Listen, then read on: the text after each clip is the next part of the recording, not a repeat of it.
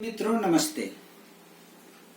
आज के दौड़ धूप की जिंदगी में हम लोगों से गलतियां हो जाती हैं और हम लोग मिस्टेक्स कर जाते हैं और मन में बोझ लिए हुए बहुत परेशान रहते हैं। गलतियों को हम कैसे सकारात्मक रूप से लें, आज इस पे हम लोग विचार करते हैं। मिस्टेक्स होते क्यों हैं और कैसी कैसी गलतियां हो जाती हैं। छोटी छोटी गलतियों का इल्जाम बहुत बड़ा हो जाता है। ये गलतियां हमारे मन में नकारात्मक विचार आने से क्रोध, ईर्ष्या, द्वेष और नकारात्मक सोच आने से होती है। तो इनसे बचने के लिए हमारे महापुरुषों ने कुछ उपाय सुझाए हैं, तो हम उन पे विचार करें। दूसरों की गलतियां देखते समय अपने गुनाहों को याद कर लेना, ये आदत हमें इंसान बनाए रखती है। सबसे पहले हमें इंसान बने रहने के लिए क्या करना है, दूसरों की गलतियों को देखने के समय अपनी गलती को याद करना है और ऐसा आदत डाल के रखना है, तो यह आदत हमेशा हमें इंसान बनाए रखेगी और हम गलतियों के बोझ को मन में लिए नहीं फिरेंगे। इसलिए हमें यह याद रखना है कि हमें ऐसी आदत बनानी है कि दूसरों की गलतियों को देखते समय अपने गुनाहों को याद कर लेना। ये आदत हमें इंसान बनाए रखती है। अपना गम लेके कहीं और न जाया जाए, घर में बिखरी हुई चीजों को सजाया जाए। हम अपनी गलती लेके घूमते रहते हैं, मन ही मन क्रोध में परेशान रहते हैं। दूसरे का घर बिखारने में अपना भी घर बिखर जाता है। जिन चिरागों को हवाओं का कोई खौफ नहीं, उन चिरागों को हवाओं से बचाया जाए। सबसे महत्वपूर्ण चीज आज क्या है कि हमारे जो आने वाली पीढ़ी है उसको मिस्टेक्स का, उसको चुनौतियों का कोई डर नहीं है।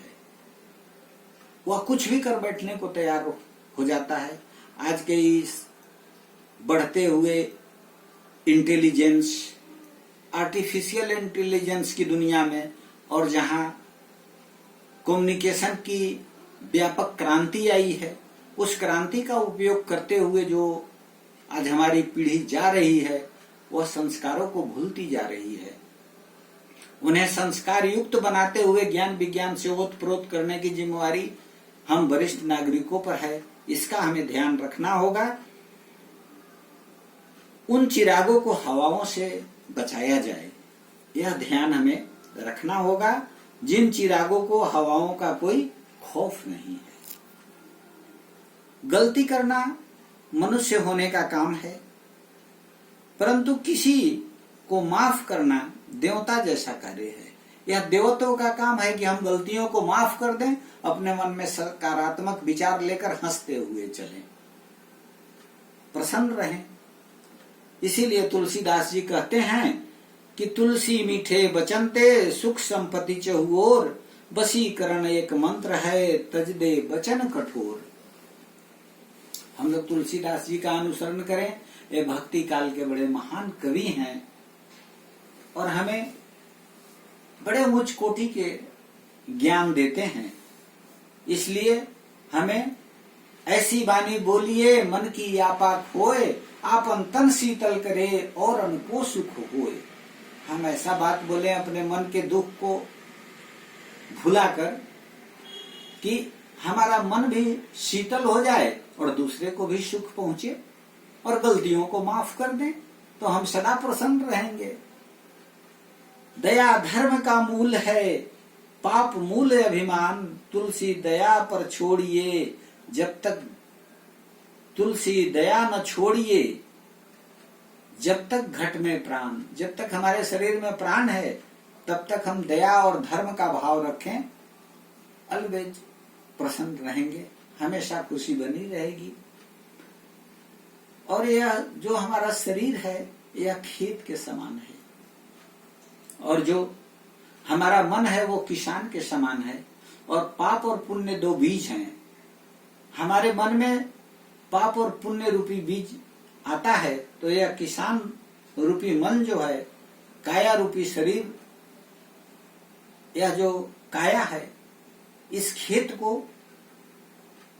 बोने के लिए लगा देता है, इस खेत में बो देता है, वही हमको फल मिलता है।